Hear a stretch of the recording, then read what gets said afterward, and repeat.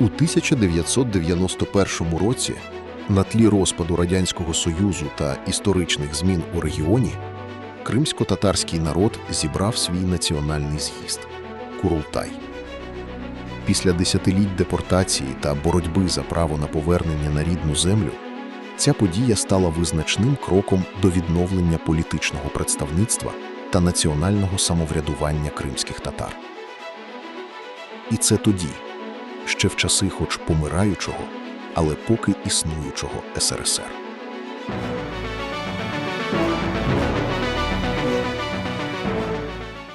Ну, вы знаете, крымско-татарское национальное движение, оно пережило... Кримсько-татарський національний рух пережив різні етапи.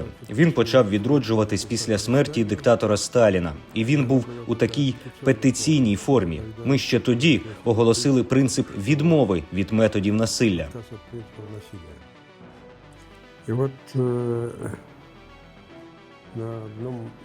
І ось у 1989 році, вже після початку перебудови, ми створили всесоюзний з'їзд активістів Кримсько-татарського національного руху, вже користуючись тими демократичними свободами, які вже існували на той момент. Ми створили організацію Кримсько-татарського національного руху. Це був дуже великий внесок в об'єднання всіх течій руху.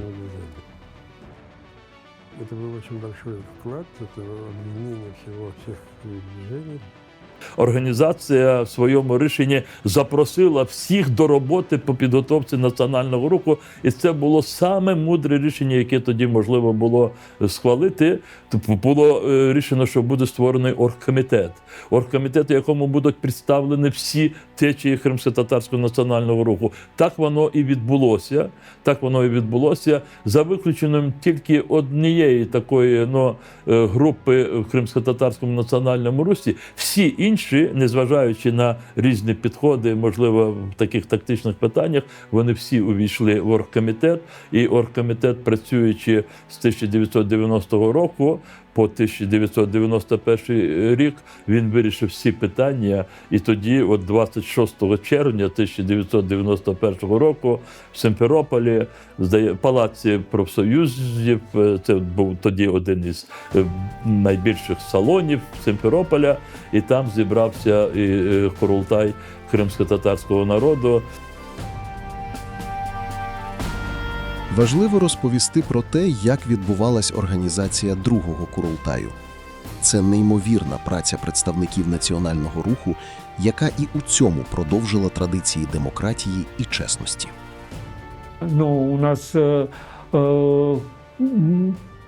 У нас тоді був прийнятий такий механізм – дворівневі вибори.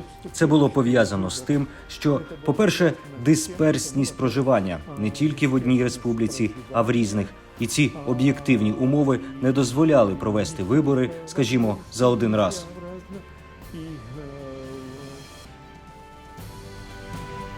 Вона дуже нагадує ту систему, яка сьогодні використовується в Сполучених Штатах Америки. Кримські татари, де вони жили, по всіх місцях, вони обирали на першому етапі виборщиків. А потім виборщики збиралися на своїй конференції вживу і обирали таємним голосуванням себе одного чи двох, чи скільки там по квоті делегатів. Бо і делегати були прив'язані до кількості виборців. Тобто тоді ми нарахували, що кримських татар близько 300 тисяч, і ми мали обрати, за ідеалом, від кожної 1000 кримських татар одного делегата. І бачите, і ми майже підійшли до тієї цифри. Але оскільки кримські татари були дуже дисперсно, то ми на кожний регіон давали квоти. Ми знали кількість тих людей. Скажімо, в Литві, в Латвії, Естонії були невеличкі діаспори кримських татар. Їх не вистачало, щоб обирати повноважного депутата з визначальним голосом. Вони обирали з дорадчим голосом, бо в них було кількості, що не вистачало на одного делегата. А в інших містах були багато, там тисячами.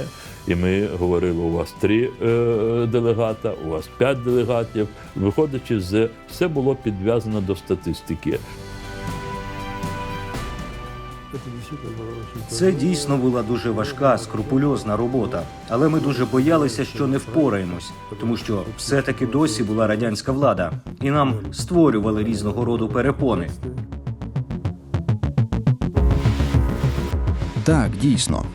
Навіть попри те, що у повітрі вже ширилось відчуття неминучої смерті Радянського Союзу, влада намагалась приборкати будь-які наміри народів на справедливе самовизначення. Влада, звісно, власне кажучи, намагалась максимально обмежити наші можливості нашого народу для проведення такого заходу. Але, я ж кажу, активність народу була вже настільки висока, що вони загалом вже не змогли б запобігти цьому. Вони могли тільки позбавити можливості провести це цивілізовано, скажімо, надати приміщення, яке ми, власне, проводили в будинку культури профсоюзів.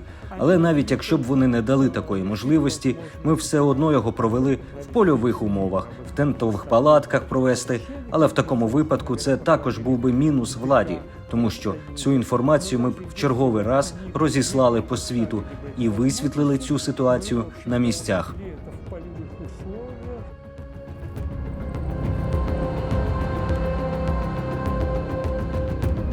Було 74 акредитованих видання. 74 – це шок був у компартійних тоді представників в Криму, бо вони ж з'їжджалися до Сімферополя, вони селилися в готелі, а треба, щоб особливо молодь знала, що це були ще радянські часи, КГБ, воно слідкувало, хто їде до кримських татар, як воно буде.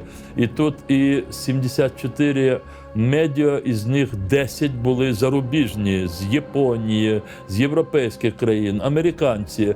І в Криму пішов ажіотаж. Були спроби не допускати іноземців до Криму під різними такими формальними привідами. Ну, скажімо, затримували делегацію нашої діаспори з Туреччини, бо у нас було дуже багато гостей. Якщо було делегатів, як я казав, 262 делегати, з них 226 з визначальним і 36 з дорадчими голосами, тобто 262 делегати були, то гостей було двічі більше. У нас було дуже багато гостей. І коли кримська влада спробувала зробити провокацію, не допускаючи велику делегацію гостей з Туреччини, не приймаючи літак, ми сказали тоді, що ми вийдемо всіма нашими силами на литовище, і ми приймемо той літак, і після того КГБ пішло, як кажуть, на попятну.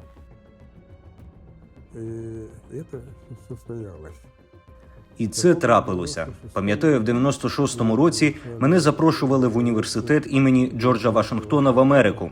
Я там повинен був з питань прав людини виступати про ситуацію в Криму. Але переді мною виступав один професор, радянознавець, знавець з радянської політики. Він говорив про те, що в Радянському Союзі, і особливо в роки перебудови, було створено багато, десятки різних національних організацій, народні фронти і подібні. Але вони швидко увійшли у протиріччя одні з одним, і потім починалась ворожнеча між тими організаціями.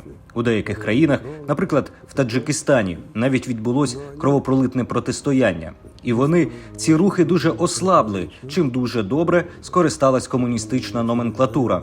І в багатьох країнах до влади знову прийшли комуністи після розпаду Радянського Союзу. Проте з кримсько-татарським національним рухом відбулось зворотнє. Кримські татари не тільки не ослабли, не тільки не розкололись, але значно посилились. Все це сталося завдяки тому, що вони змогли своєчасно, ще до розпаду Радянського Союзу, провести демократичні вибори і обрати вищий представницький орган свого народу. І тому подібні розколи навіть не могли бути. Хоча у нас так само люди різних політичних поглядів, різних інтересів, і в тому ж меджлісі, який ми обрали, також були різні суперечки. Ще до розпаду Совєтського Союзу.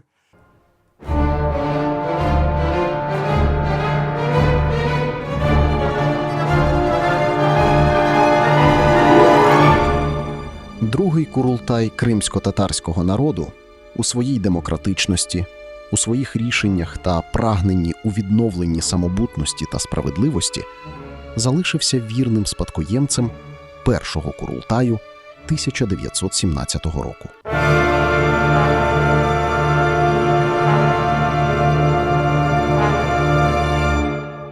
И вот здесь вот получается, что І ось тут виходить, що ми повертаємось до відновлення свого національного політичного інституту, який у свій час в 1917 році був скликаний на нашій батьківщині в Криму.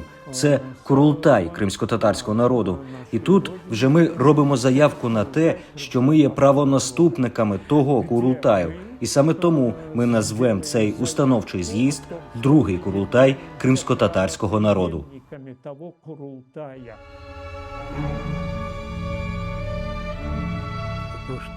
Те, що ми є правонаступниками першого Курултаю, однозначно говорилось на усіх виступах. І в своєму виступі саме про це і наголошував, що ми продовжуємо той Курултай, який був розстріляний більшовиками.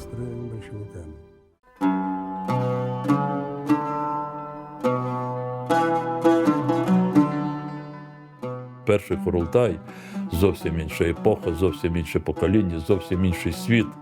Але тим не менш, Курултай 1991 року, він мав як продовження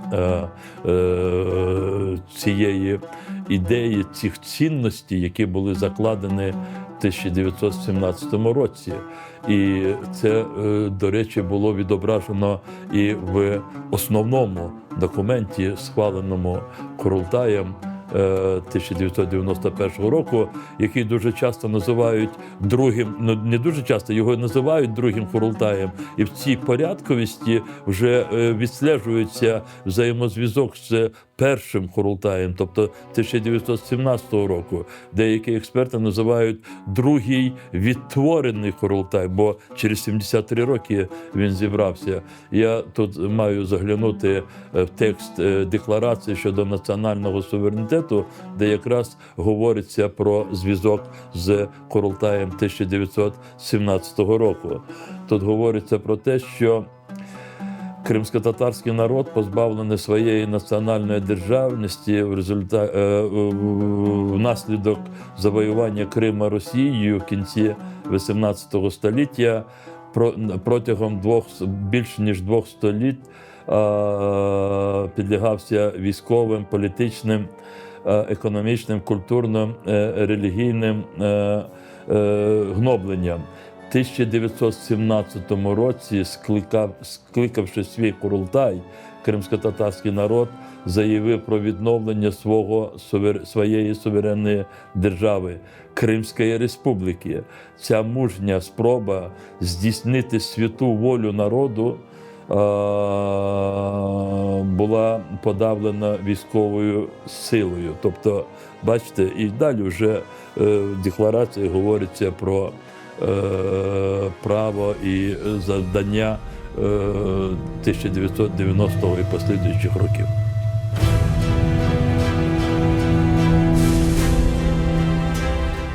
За умов багаторічної боротьби, депортації та протидії залишків радянської влади, другий Курултай все ж довелось провести об'єднано, демократично і прозоро. Мене постійно запитують, які найбільші досягнення в національному русі. По-перше, те, що кримсько-татарському національному рухові вдалося, не проливаючи нічиєї, ні своєї, ні чужої крові, повернути значну частину народу на свою землю. І добре чи погано, але облаштуватись в якійсь мірі. А головне – це запобігти різного роду міжнаціональним зіткненням. А ми там вже були на межі, так би мовити. Ну, звісно, у кримсько-татарського національного руху було багато різного роду досягнень, про які ми можемо говорити і, так би мовити, похизуватись. Але все-таки, я думаю, найбільш продуманим, найбільш результативним стало те, що ми обрали Курултай кримсько-татарського народу. І от серед тих рішень, які були, це знову ж декларація щодо національного суверенітету, ми мали дуже чітко сказати, хто ми, чого ми хочемо і як ми це будемо робити. Оце декларація. Друге рішення – це було звернення до всіх жителів Криму. Ми сказали собі, я пам'ятаю, тут не було майже дискусій на оргкомітеті, що ми маємо дуже чітко сказати всім людям, які живуть в Криму, хто ми, чого хочемо і як це будемо все реалізовувати, і чому вони мають бути з нами. І ми таке рішення схвалили. Ми схвалили окреме рішення щодо звернення до кримсько-татарського народу. Ми не відрізняли там до всіх жителів, а тут до кримсько-татарського народу. Майже те ж саме. Але ми дуже хотіли, щоб люди побачили, що ми із своєму народові звертаємося майже тими ж словами і і з цією ж відкритістю, як до всіх жителів Криму. Ну, зрозуміло, було прийнято рішення щодо національного кримсько-татарського прапору і національного гімну кримських татар. Тут теж вже на Курултаї дискусій особливо не було. Дискусії були, і тут я маю сказати, щодо прапору, вони були на етапі оргкомітету. І тут були дуже, майже жорсткі дискусії. Некоторые говорили, в частности, спокойно. Багато хто говорив, в тому числі покійна Айше Сеїд Муратова, дуже наполягали на тому, щоб ми зберегли прапор Автономної Республіки Крим, Автономної Радянської Соціалістичної Республіки, який був створений в 1921 році при Леніні. А там червоний прапор, серд з молотом, пролетарі усіх країн об'єднуйтесь, кримсько-татарською і російською мовами. Але більшість це не підтримали. Ми мали відродити той прапор, який властивий нашому народу. Блакитний прапор з золотою тамгою. Навколо цього було багато суперечок, а також гімн. Навколо гімну також було багато питань. Врешті вдалося прийняти той текст на слова вбитого більшовиками Номана Челебіджхана «Я поклявся».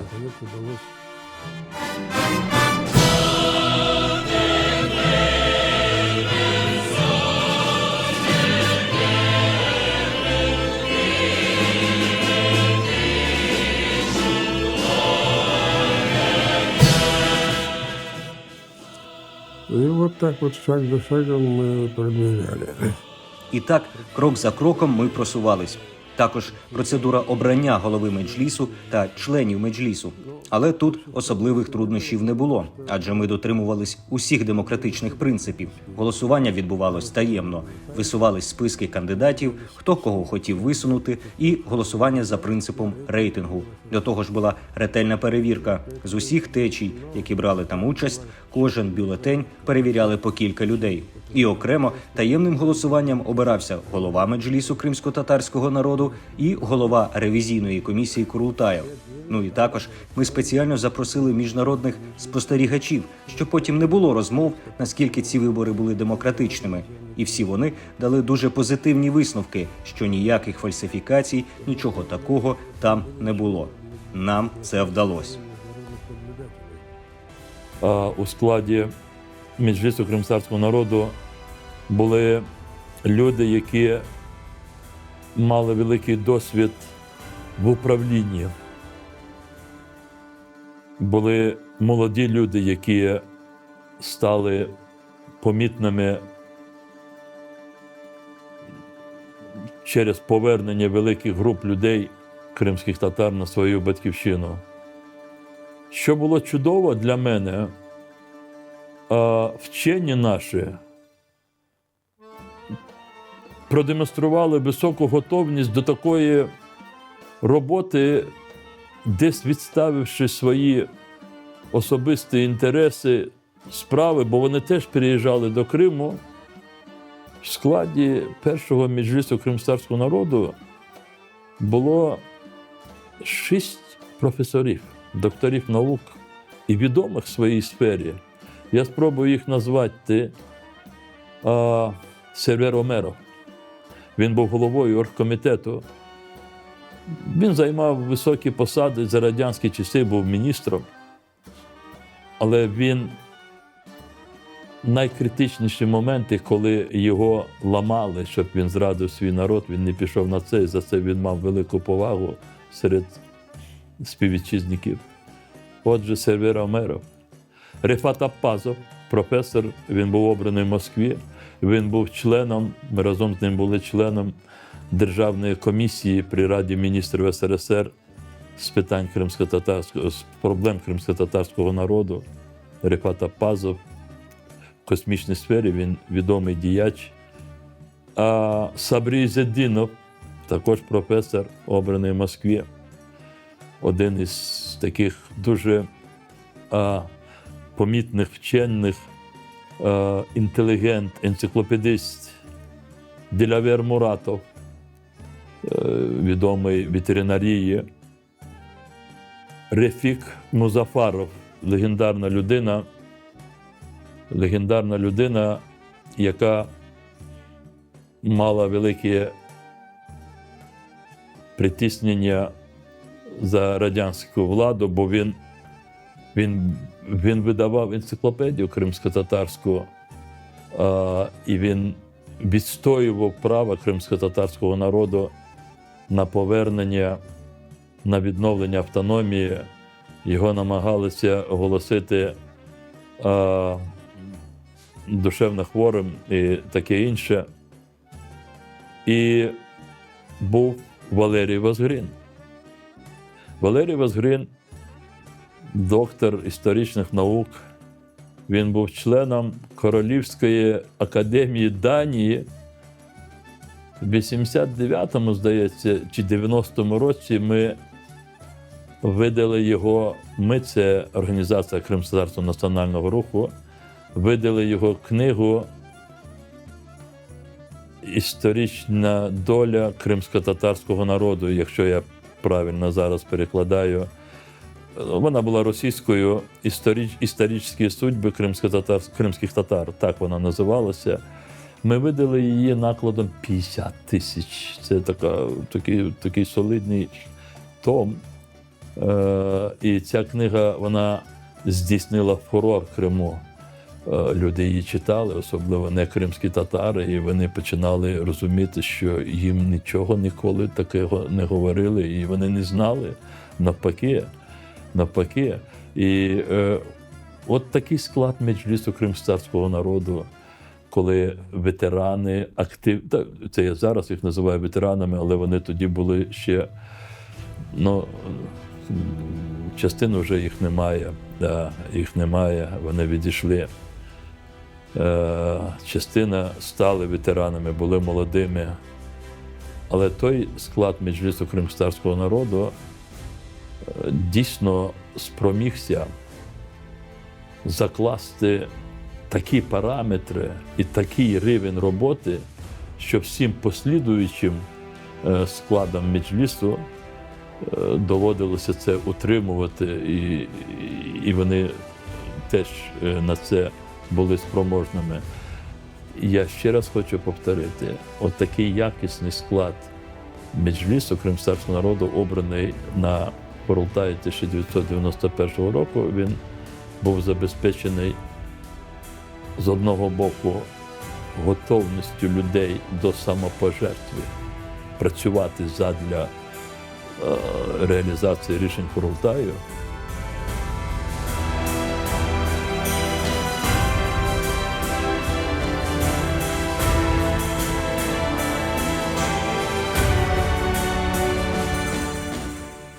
– 26 червня 1991-го, тобто чверть століття тому, сталася, можна сказати, найбільша в історії кримсько-татарського національного руху і народу подія.